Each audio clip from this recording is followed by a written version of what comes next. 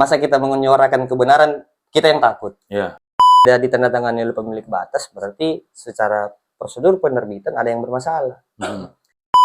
Dengan perkara ini, sebenarnya kita itu tidak boleh skeptis dengan hukum, Bang. Tukar LP atau status TSK itu, menurut saya pola pikir yang sangat kuno, Bang. Sangat kuno tentunya.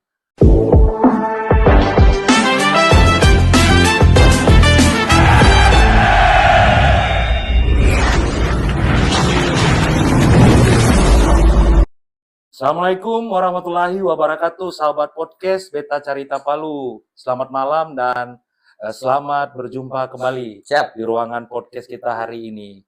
Malam hari ini saya kedatangan teman, sahabat, saudara, adik saya dari advokat Gen Z, begitu. Siapa, Bang? Advokat Muhammad Galang. Ini namanya panjang ini. Muhammad Galang Rama Putra SH CTL. Siapa, Bang? Advokat, strep pengacara, Direktur Gumanara Love Office. Siapa, Bang? Apa kabar ini, saudara? Baik, Abang. Sehat-sehat. Alhamdulillah Siap, sehat. alhamdulillah. Iya, siapa, Bang? Ini teman-teman podcast ini bertanya-tanya ya. Siapa, Bang? Masih muda, Ya. tapi tertarik menjadi pengacara. Siapa, Bang? Itu konsepnya seperti apa ini, Om Galang? Sebenarnya, Bang, kalau tertarik jadi pengacara itu sejak kuliah, Bang. Sejak kuliah. Saya dari semester 1 kuliah itu sudah tertarik jadi pengacara karena nonton Hotman Paris kan waktu itu. Hotman Paris. Iya, Berarti siap. fans sama Hotman Paris Iya, ya? fansinya kan, Heeh. iya, bagus-bagus kan, kayak kita lihat, sepertinya jadi pengacara ini enak sepertinya. Tapi sebenarnya Waduh, banyak suka dukanya, Bang.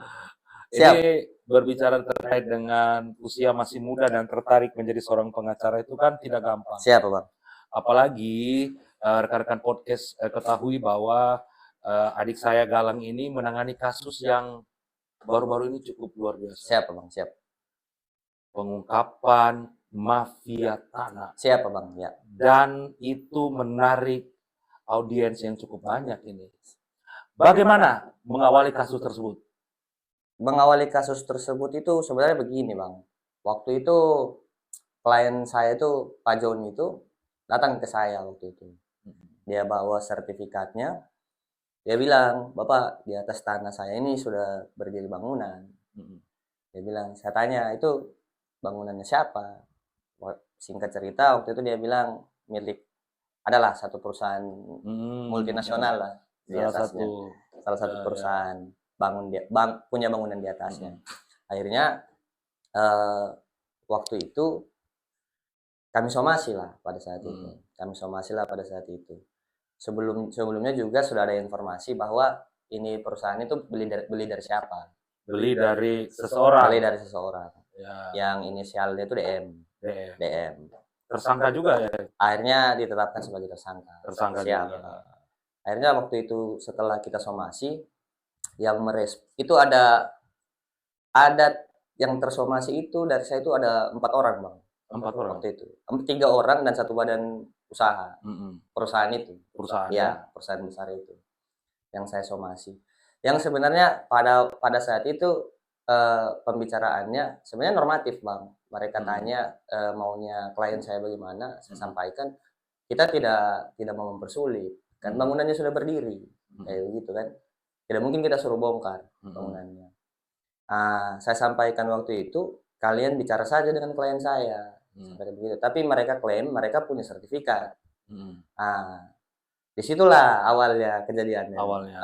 Setelah mereka ceritakan begitu, mereka beli dari sini, kemudian si DM tidak merespon somasi, dia merespon dengan surat pada saat itu.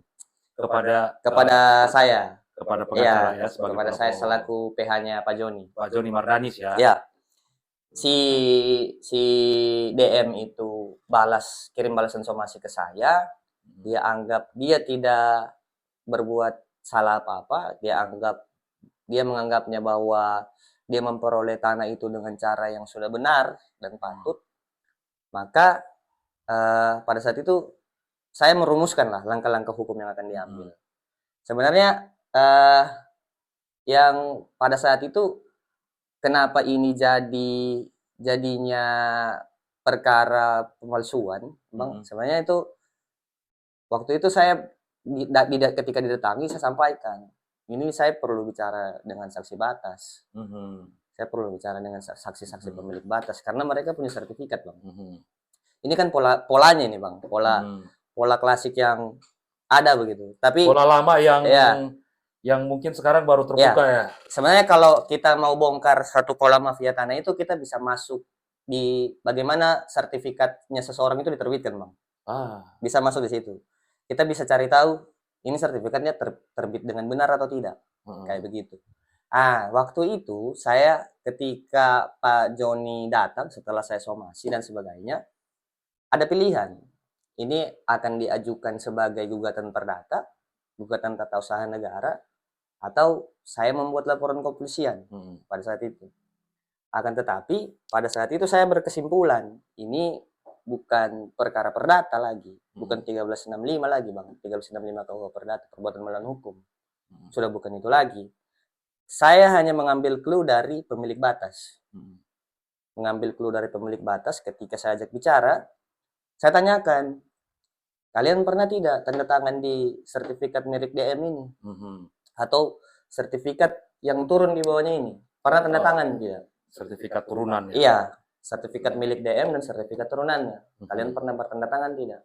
Mereka katakan, tidak tahu, bahkan tidak kenal DM ini siapa. Tidak kenal? Tidak kenal. Mereka katakan seperti itu pada saat itu. Kemudian saya konfirmasi kembali, saya cross check dua arah. Ini Pak Joni Mardanis, kalian kenal, tahu tidak jual belinya pada saat itu? Siapa pemilik lahan sebelumnya?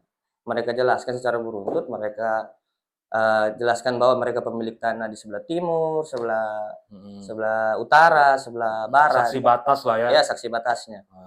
Kenapa itu jadi vital, Bang? Karena di lapangan pendaftaran tanah itu ada asas, dikenal situ asas kontradiktur delimitasi, yang mana itu bidang-bidang tanah itu harus kalau seperti dia manusia, Bang, bidang tanah itu harus saling mengenali sebelahnya, tanah yang bersebelahan dengannya. Kalau dia tidak mengenali itu indikasi, Bang. Indikasi. Itu sangat kuat. Itu sangat kuat. Tapi waktu itu kan kita belum punya bukti bahwa ada pemalsuan di situ. Ya, masih samar-samar ya. Samar-samar. Itu sebenarnya secara intuitif, Bang. Ketika saya lihat ini tidak ada konfirmasi loh dari pemilik-pemilik batas kalau sertifikat milik DM ini mereka tanda tangani kan. Makanya saya berpikir saya buat laporan polisi saja. Langsung. Saya langsung buat laporan polisi pada saat itu. Di SPKT Polda Sultan. SPKT Polda Sultan. Siap. Pada akhirnya itu perkara itu ditangani oleh Serse Kriminal Umum Polda Sultan. Sampai kemudian pada awalnya kami melaporkan itu berkaitan dengan penyerobotan tanah. Karena untuk menuduh mereka melakukan pemalsuan itu bukan hak kita. Kecuali saya pegang bukti konkret. Iya, Bang, saya hanya punya clue kalau ini pemilik batasnya tidak pernah bertanda tangan di sertifikat milik DM. Oke. Ini saya penasaran nih. Siap, Bang. Atas dasar itulah. Siap. Sehingga apa yang membuat Galang sendiri itu tidak gentar? Karena yang dilawan ini orang besar ya, Bang. Dan tidak main-main ya. Siapa, Bang? Apa yang membuat Dinda saya Galang ini untuk ayo saya harus cepat maju? Terus sebenarnya saya lebih tidak berpikir lawan saya, Bang. Bukan. Saya tidak berpikir lawan bukan lawan, bukan saingan ya. Iya, saya tidak berpikir lawan saya siapa. Pikiran saya pada saat itu sebenarnya normatif saja sebenarnya kan ketika mengemban profesi ini saya berpikir saya akan bertabrakan dengan banyak kepentingan, Bang. Entah kepentingan siapapun itu yang saya tabrak nantinya. Hanya saja saya berpikir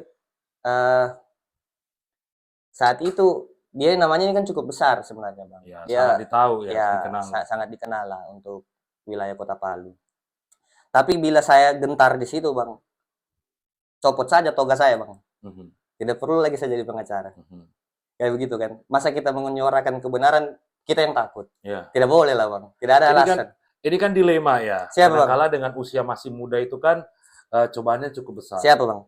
Antara memilih sebuah kebenaran atau memilih uang. Siap. antara memilih sebuah kebenaran atau memilih uang. uang. Kalau saya begini bang, saya itu punya, saya hidup dengan banyak nasihat bang, begitu dari orang tua saya lah. Kalau dari dulu saya itu dibiasakan begini bang, kerja dulu kasih bagus, uang datang sendiri nanti. Saya hidup dengan prinsip itu bang, makanya saya agak malu bang bicara tentang uang kalau saya kerja saya tidak bagus. Begitu bang, makanya godaannya banyak. Cobaannya banyak sebenarnya jadi pengacara ini. Ketika kita mendapat amanah sebesar ini untuk menangani sebuah perkara itu, digoda kiri kanan luar biasa godaan bang. Banyak sekali. Siap. Dan itu fakta ya. Siap bang. Sahabat podcast, bahwa menjadi sebuah pengacara itu juga cobaannya cukup besar. Profesi apapun. Sebenarnya profesi apapun. Siap. Cuma karena pengacara itu yang langsung berhubungan langsung dengan tersangka dan lain-lain, itu kan memiliki resiko yang cukup besar. Siap bang. Om Galang. Ya. Kasus demi kasus berjalan. Siap. Sehingga per tanggal berapa ditetapkan sebagai tersangka pelaku DW tersebut? DM itu kalau saya tidak salah itu pertengahan tahun lalu bang. Tahun lalu 2025. Iya, 2025. Kemudian dia ditetapkan tersangka berkaitan dengan tindak pidana pemalsuan surat pada saat itu. Ya, tapi setelah itu dia lakukan pra peradilan dan setahu saya waktu itu tindakan pra peradilan itu ditolak bang. Ditolak. Siap. Artinya unsur daripada penyidik itu tidak menyalahi aturan. Tidak menyalahi aturan. Sebenarnya kan kalau apa yang diperiksa di pra peradilan itu kan sebenarnya acaranya bang. Bagaimana penyidik menyelenggarakan hukum bagi si terlapor, bagi si tersangka. Apakah mereka sudah menanganinya sesuai hukum acara yang berlaku atau tidak? Kayak begitu. Nah, waktu itu hakimnya berpandangan sudah sesuai. Makanya penetapan tersangkanya sah. Sah. Iya. Sehingga setelah penetapan tersangka sah, ini kurang lebih waktunya tidak cukup jauh ya. Siapa bang? Petinggi. Siap. Daripada ATR ya. ATR BPN, kita bilang saja ATR BPN, itu ditetapkan juga jadi tersangka. Ditetapkan juga sebagai tersangka bang.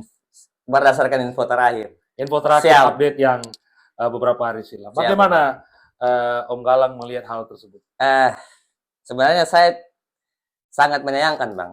Kalau misalkan ada oknum pertanahan yang ditetapkan sebagai tersangka di perkara ini. Yang saya sayangkan itu karena begini bang.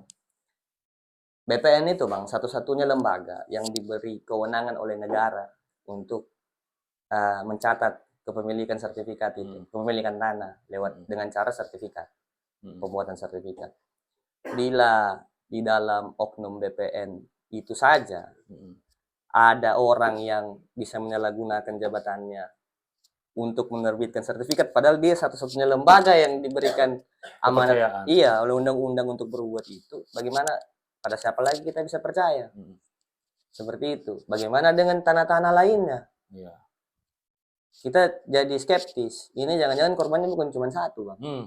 Diduga ya, dugaannya. Iya, dugaannya. Bisa lebih daripada satu ini. Bila sudah mengakar masuk ke core dari badannya tersebut, bagaimana kita bisa percaya dengan produk-produknya, bang? Dan itu benar ya. Iya, itu disayangkan, bang. Disayangkan sekali sih, karena kasus yang ditangani oleh Dinda Saya Galang ini tidak main-main, saudara podcast. Bukan saja menetapkan tersangka kepada pemilik tanah ya yang saling menggugat, tetapi juga kepada petinggi, dan itu salah satu fenomena bang? Yang terjadi di Sulawesi Tengah, secara khusus di Kabupaten Sigi. Bang? Melalui kasus ini, mungkin ada keinginan tersendiri melihat daripada mafia tanah ini luar biasa. Bang? Saya begini bang, sebenarnya saya tidak ingin ambil spotlight-nya dari kepolisian daerah Sulawesi Tengah. Ini yang membongkar jaringan-jaringan mafia ini murni semuanya penyidik bang. Penyidik Polda. Penyidik Polda. Itu saya ini kan kalau secara pekerjaan tugas saya hanyalah membuat laporan. Pada saat itu mendampingi klien membuat laporan, kemudian menghadirkan saksi-saksi yang diperlukan, hanya seperti itu. Mengenai bagaimana caranya membongkar itu murni dari Polda Sultan, Bang. Iya, Ya. berarti Saya tidak ingin ambil spotlight-nya lah. iya.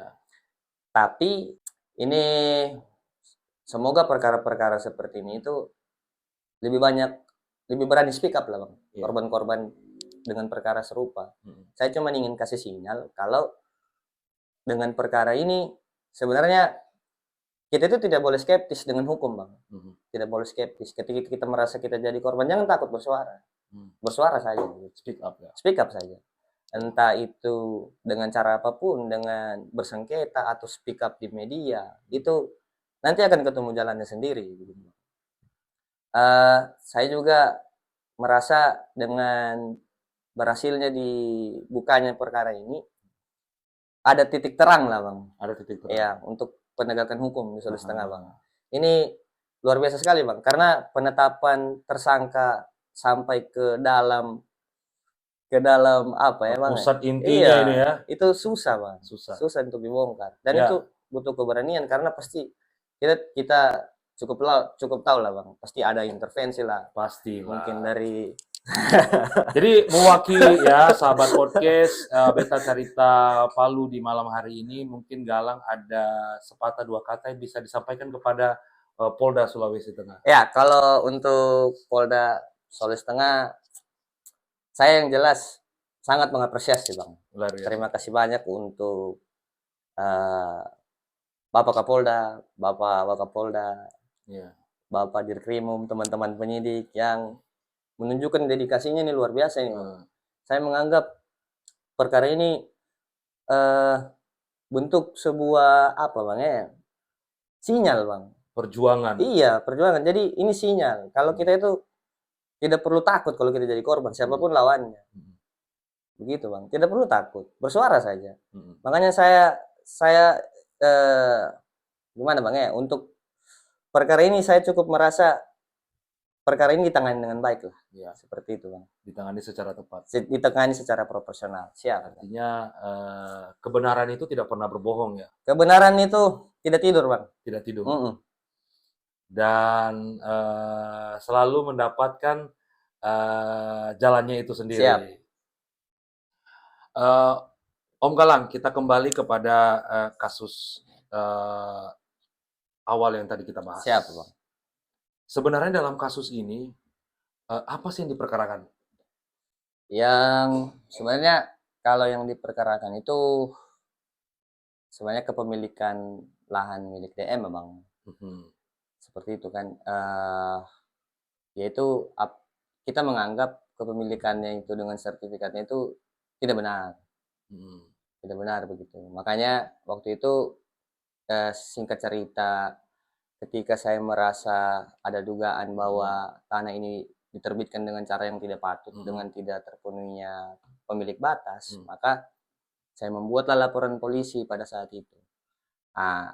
Yang ternyata setelah terungkap di tahap penyelidikan dan penyidikan, ternyata ada unsur pemalsuan di situ. Unsur pemalsuan. Berarti pemalsuan dokumen. Ada pemalsuan dokumen yang berdasarkan info yang kami terima ya tentunya lewat SP2HP dan koordinasi dengan penyidik.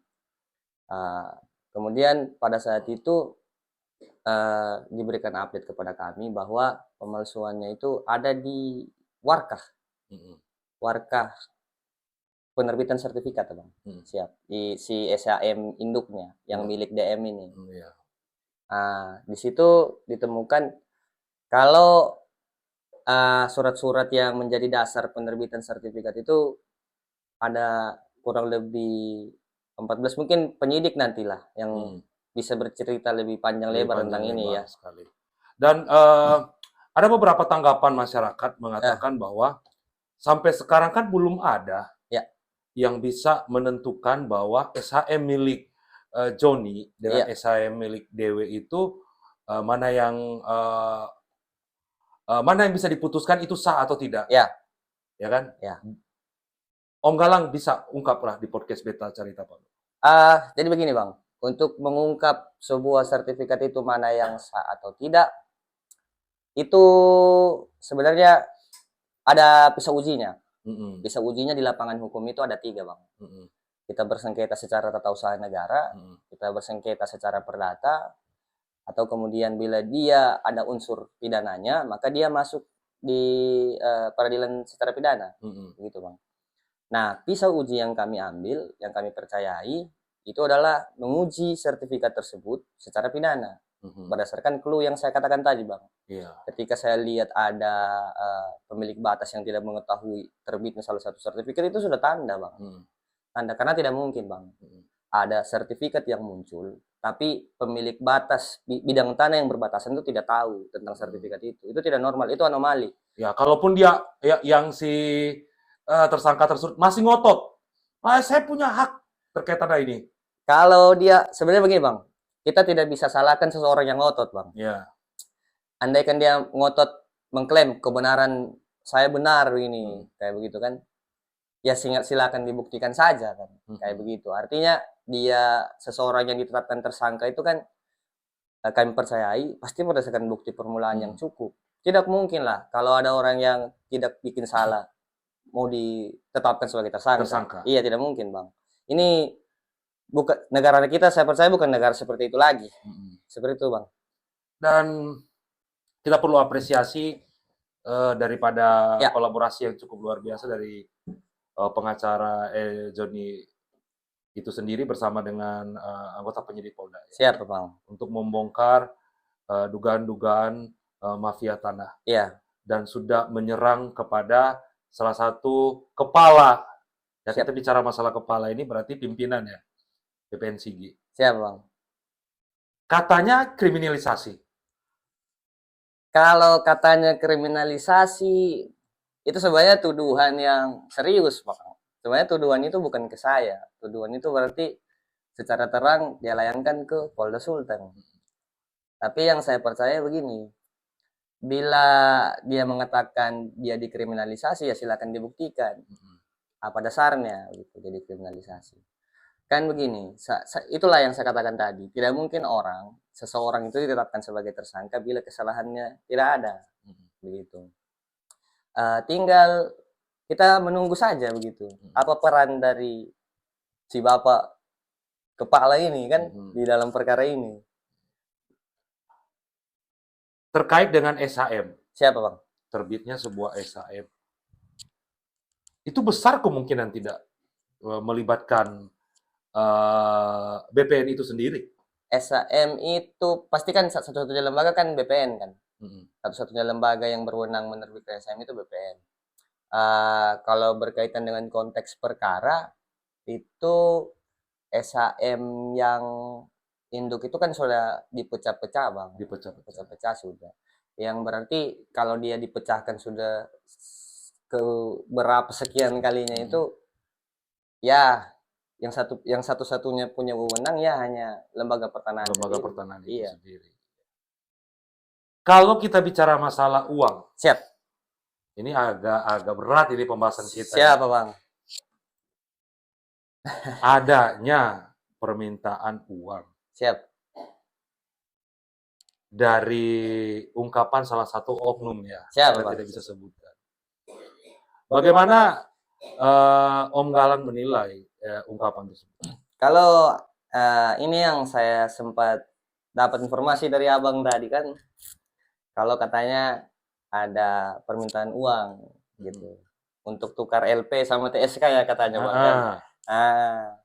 Jadi itu saya anggap itu tuduhan yang tidak mendasar sebenarnya, Bang. Permintaan uang itu saya buka saja di sini. Ini bukan beban dari kepolisian untuk menjawab.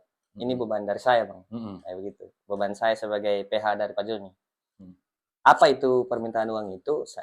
Waktu itu sebenarnya itu masih dalam konteks perkara, Bang. Iya. Jadi di dalam hukum pidana itu dalam konteks perdamaian itu ada satu sistem yang memberikan kesempatan bagi kita untuk berdamai. Namanya itu restoratif justice. Nah, di dalam restoratif justice itu disitulah kita bicara atas kerugian yang klien kami derita. Bila kita ingin berdamai, begitu kan, Abang tuh, bila kita ingin berdamai, kerugian kami ya harus ditanggulangi, begitu kan. Nah, pada saat itu karena ini objeknya adalah tanah, tanah itu punya nilai ekonomi, Bang. Nilai ekonomi itulah yang saya sampaikan, yang kami sampaikan pada saat itu. Nilai ekonominya ya sekian. Nah, itu tidak bisa diartikan bahwa kalau ada yang menyalahartikan bahwa nilai ekonomi yang kami sampaikan itu untuk tutup LP dan TSK, itu sangat-sangat tidak rasional, Bang. Karena itu nilai tanah, Bang. Iya. Iya. Tidak bisa ditutup dengan LP dan TSK. Itu tidak ada syarat, tidak mensyaratkan itu. Artinya begini, bila nilai itu tidak disepakati, ya sudah kembalikan saja tanahnya. Kalau mau berdamai, tanahnya saja dikembalikan. Makanya saya sampaikan kemarin ketika ada media yang datang. Waktu itu saya kaget juga, Bang.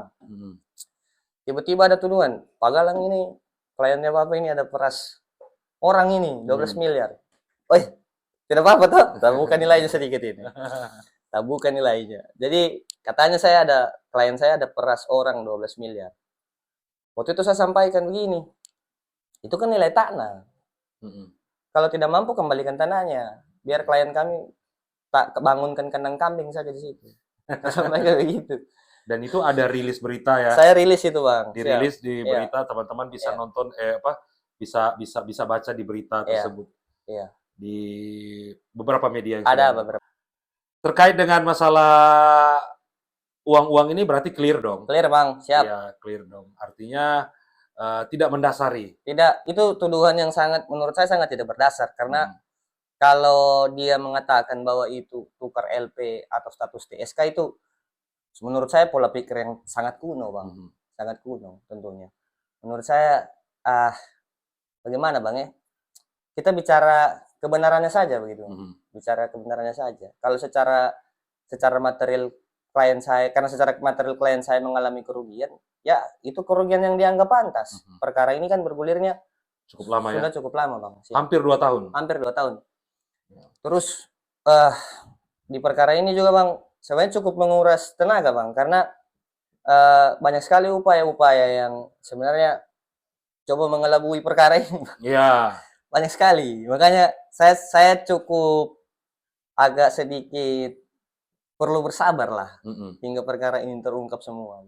Terkait dengan tersangka daripada salah satu petinggi ATR BPN yang ada di Sigi. Sebenarnya dari kacamata pengacara, apakah sudah ada kecurigaan? Kalau dari saya, Bang, sebenarnya kecurigaan itu muncul sudah jauh sebelumnya, Bang. Sebelumnya itu kan waktu itu ketika DM ditetapkan sebagai tersangka, lalu dia ditangkap di Surabaya, kemudian ditahan, itu pada hari yang sama itu kalau tidak salah sekitar pertengahan tahun lalu gitu. Itu kepala yang menjadi tersangka itu sempat mengajak saya bertemu. Oh, berarti sudah ada keinginan untuk melakukan pertemuan. Iya, dia ajak saya ketemu di salah satu restoran di Kota Palu. Yang saya percaya restoran itu ada CCTV-nya. Yang mungkin bisa jadi bukti. Bisa jadi bukti ya? Bisa jadi bukti tentunya. Yang pada saat itu dia mewakili si DM ini untuk bicara dengan saya. Katanya ini kalau bagaimana bisa diatur. Atur baik. Diatur baiknya bagaimana. Akhirnya pada saat itu saya sampaikan lah poin-poin kami. Tanah itu kan sebenarnya ada nilainya, nilai ekonomi, kayak begitu. Kalau memang kita bersepakat, kita lewat mekanisme RJ, restoratif justice-nya. Bila tidak, ya sudah kembalikan saja tanahnya. Saya sampaikan seperti itu. Saya tidak pernah berubah tentang itulah. Nah, makanya akhirnya pada saat itu si J ini balik, saya pulang juga, dan sampai saat itu tidak terjadi lagi pembicaraan. Sampai ditetapkan tersangka. Sampai ditetapkan tersangka. Siapa, Bang? Itulah. Jadi miris ya. Miris, Bang. Siap. Berarti dugaan-dugaan itu sebelum ditetapkan oleh Polda itu sudah sudah ada ciri-ciri khusus ya bahwa oknum tersebut diduga terlibat daripada kasus yang bergulir tersebut. Ada pesan buat masyarakat untuk mengenal ciri-ciri daripada mafia tanah itu sendiri? Kalau pesan untuk masyarakat sebenarnya begini, sertifikat itu kan sekali lagi saya katakan itu sertifikat hak milik, Bang ya. Sertifikat hak milik itu bukan negara yang berikan kita hak. hak itu sudah ada pada diri kita sendiri, entah dengan jual beli atau apalah. Sertifikat hak milik itu hanya pencatatan, Bang. Makanya sertifikat itu sebenarnya bila saya jelaskan secara hukum, yaitu surat yang terbit di atas surat. Oke. Ya, dia ada surat-surat terlebih dahulu yang dilengkapi dan diverifikasi kebenarannya. Ketika pejabat yang berwenang, dalam hal ini BPN, menyatakan oke ini benar, ini lengkap, ini benar, maka lahirlah sertifikat. Ini dimiliki oleh ini. Ciri-ciri seseorang itu jadi korban, Bang. Bila dia merasa ada sertifikat yang tumpang tindih, sama seperti perkara saya saja, Bang. Perkara ini kan kita dapat, ternyata pemilik batas tidak tahu mengenai penerbitan sertifikat, salah satu sertifikat yang ada. Itu sudah bukti, Bang. Bukti kuat. Iya, itu sudah bukti kuat. Karena sekali lagi di dalam warka tanah itu ada gambar ukur. Nah, ini saya kasih satu clue. Ada gambar ukur tanah. Manakala gambar ukur itu wajib ditandatangani pemilik batas. Bila tidak ditandatangani oleh pemilik batas, berarti secara prosedur penerbitan ada yang bermasalah. Bila sertifikatnya terbit tanpa gambar ukur yang ditandatangani, siapa lagi yang bisa melakukan? Seperti itu, Bang. Berarti terkait dengan kasus tersangka daripada DW ini, ya, kemungkinan besar akan ada pelapor-pelapor lain. Kalau pelapor-pelapor lain, sebenarnya kemarin ketika saya pegang perkara ini mungkin karena begini, Bang. Lawan ini kan si DM, Bang. Si DM ini kan dia tuh punya profesi sebagai kontraktor. Kontraktor ya. Dia ada satu perusahaan besar lah yang menangani pembangunan perumahan gitu. Beberapa orang yang kebetulan mungkin tanahnya juga dia merasa jadi korban perkara yang serupa, itu sudah sempat hubungi saya, Bang. Makanya beberapa klien itu sudah saya ajukan somasi kepada si DM juga gitu, atas nama beberapa klien lagi. Saya tinggal mendorong lagi. Artinya sekarang itu saya lagi mempelajari perkara-perkara tersebut dari ciri-cirinya, apakah ini akan saya ajukan dalam ranah pidana atau saya ajukan secara perdata. Gitu, Bang. Artinya dalam waktu dekat ini mungkin akan buka posko pengaduan. Posko pengaduan bisa jadi, Bang. Bisa jadi. Jadi. Kalau misalkan karena saya lihat setelah penetapan tersangka ini agak lumayan banyak yang menghubungi. Mungkin nanti dilihat dulu episodenya berikutnya bagaimana. Episode berikutnya ya. Melihat daripada perkembangan kasus ini ada. Kalau tidak disalah pernah digugat ya? Siap. Kalau pernah digugat, Bang. Pada saat itu digugat oleh perusahaan yang memiliki bidang tanah tersebut. Dari DM, dia membeli. Dan 2 orang lain juga yang beli dari DM. Nah, itu pada saat itu kami menghadapi 2 nomor gugatan. Yang pada akhirnya satu nomor itu berdamai. Dari perusahaan tersebut. Kemudian yang satu nomornya dari 2 pembeli itu di perusahaan besar itu. Kemudian 2 lagi dari pembeli yang dari DM itu. Sudah sempat ajukan gugatan. Ya. Kedua-duanya itu kami hadapi, Bang. Siap, kami hadapi. Kemudian pada akhirnya satu perkara itu berujung damai antara kami dengan perusahaan yang besar itu. Ya, itu nggak potong cerita. Itu di pengadilan? Di pengadilan, Bang. Tinggi? Pengadilan Negeri Donggala. Pengadilan Negeri Donggala ya? Ya. Oke, lanjut. Ya, pada akhirnya yang dengan PT itu kita berdamai, kita bersepakat untuk sama-sama menunggu proses pidananya berjalan. Kemudian yang satu nomor itu pada akhirnya berujung NO. Gugatannya tidak dapat diterima dengan alasan tertentu lah. Alasan pada saat itu formulasi gugatannya sepertinya, Bang. Itu menjadi keuntungan buat pengacara daripada Johnny Mardhani. Kalau saya menganggapnya tidak berpengaruh apa-apa, Bang. Sebenarnya tidak berpengaruh apa-apa. Karena begini, karena kamar pidananya sudah terbuka sebagai delik pemalsuan, maka perkara perdata yang bergulir itu tidak berpengaruh apa-apa, Bang. Iya, karena kalau memang biasanya seperti ini, Bang. Saya melihat sebuah upaya penghentian perkara ini secara pidana sebenarnya. Saya ada ketika gugatan itu diajukan, itu upaya itu Bang, untuk menghentikan perkara ini secara pidana. Karena sebenarnya ada SEMA, Surat Edaran Mahkamah Agung, manakala perkara pidana berkaitan penyerobotan, kemudian ada tumpang tindih sertifikat, maka perkara perdatanya itu diutamakan. Pidananya wajib ditutup. Oh gitu. Iya, pidananya ditutup dulu, ditunda dulu, menunggu siapa yang pemilik hak sebenarnya. Kalau terkait kasus ini, dia sudah masuk ke ranah pemalsuan surat. pidana. Iya. Istilahnya seperti ini, Bang. Ibaratnya ya. Saya punya mobil ini. Saya punya mobil. Saya punya STNK dan BPKB. Abang ambil mobil saya. Abang buat STNK sama BPKB palsu. Ya. Abang buat STNK sama BPKB palsu. Saya kan harusnya buat laporan ke kepolisian. Betul. Tidak bisa saya buat gugatan atas abang begitu itu. Kan yang hak kan punya hak yang mutlak kan saya. Betul. Seperti itu, Bang. Jadi jadinya waktu itu seperti itu. Ketika gugatan perdata itu berjalan, pada akhirnya itu tidak berhasil, tidak berbuah apa-apa. Tidak berbuah apa-apa. Pada perkara pidananya. Iya. Tapi paling tidak bisa membuka mata masyarakat. Iya. Terkait daripada tuntutan-tuntutan yang dilakukan oleh pihak-pihak tertentu. Siapa Bang? Iya. Tidak dirasa ini Om Galang. Tidak dirasa. Kalau kita membahas masalah kasus ini panjang. Siap. Sangat panjang sekali.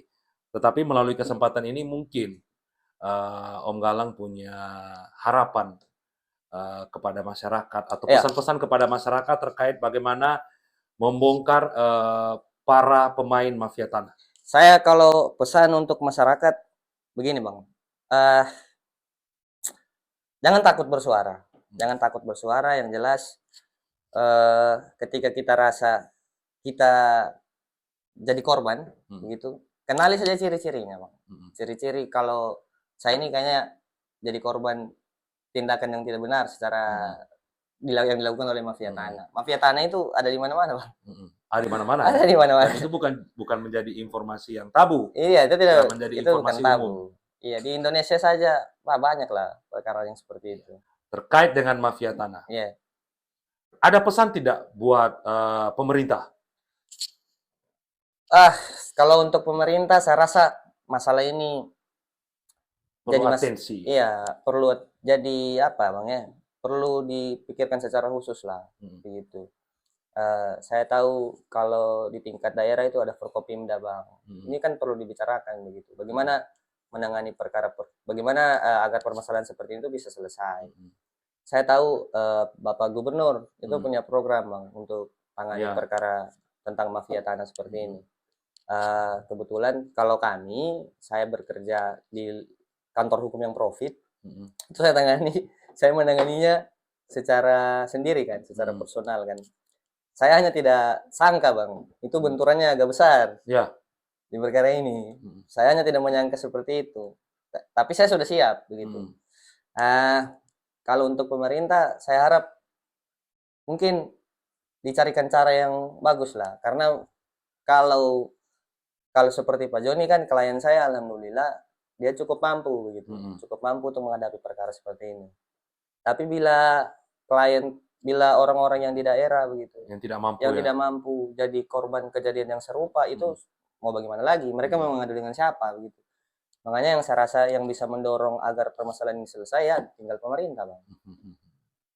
Artinya tolak ukur daripada sebuah permasalahan terkait kasus tanah. Iya.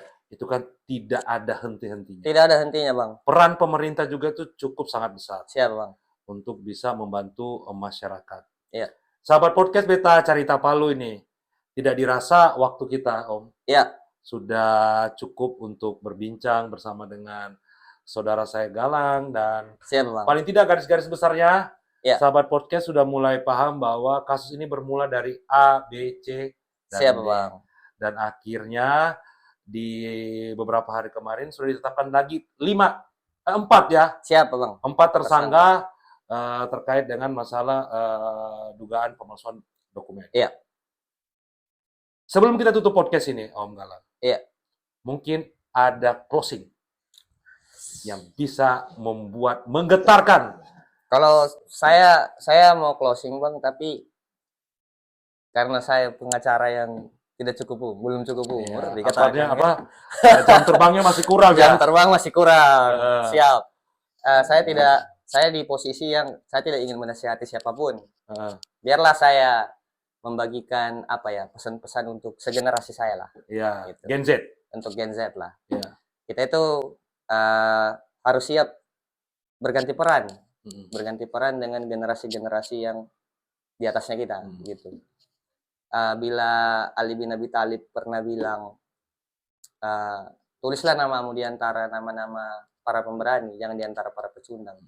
Kalau di keluarga saya itu ada satu yang jadi pegangan saya, Bang. Tidak perlu tulis namamu di antara nama-nama orang yang besar. Tapi pastikan namamu tertulis di antara orang-orang yang pemberani. Siap. Ini penutup yang luar biasa. Siapa, Bang? Artinya ada pegangan kata-kata dari turun-temurun ya. Siapa, Bang? Om Galang untuk berjalan menjadi seorang pengacara yang tidak gampang. Tidak gampang, Bang. Apalagi di usia yang sangat muda. Siapa, Bang? Sahabat podcast Beta Carita Palu, tidak dirasa. Siap. Waktu kita sudah cukup sangat panjang bercerita dengan adik saya Galang. Tentunya kita akan kembali lagi di podcast-podcast episode berikutnya. Siap. Dan tentunya kita akan membahas terkait dengan mungkin permasalahan yang sama lagi ya. Bisa jadi, Bang. Bisa jadi. Kan ada lagi peningkatan ya. Ya. Ada peningkatan daripada permasalahan tersebut, dan tentunya menjadi perhatian daripada pemerintah bahwa mafia tanah sangat menggurita. Siap, Abang. Dan itu tidak boleh ditangani secara gamblang saja, harus Abang. secara sungguh-sungguh. Oke, sahabat podcast, terima kasih telah mendengarkan kami berdua bersama dengan adik saya Galang, dan sampai jumpa di episode berikutnya. Wassalamualaikum warahmatullahi wabarakatuh. Siap. Terima kasih.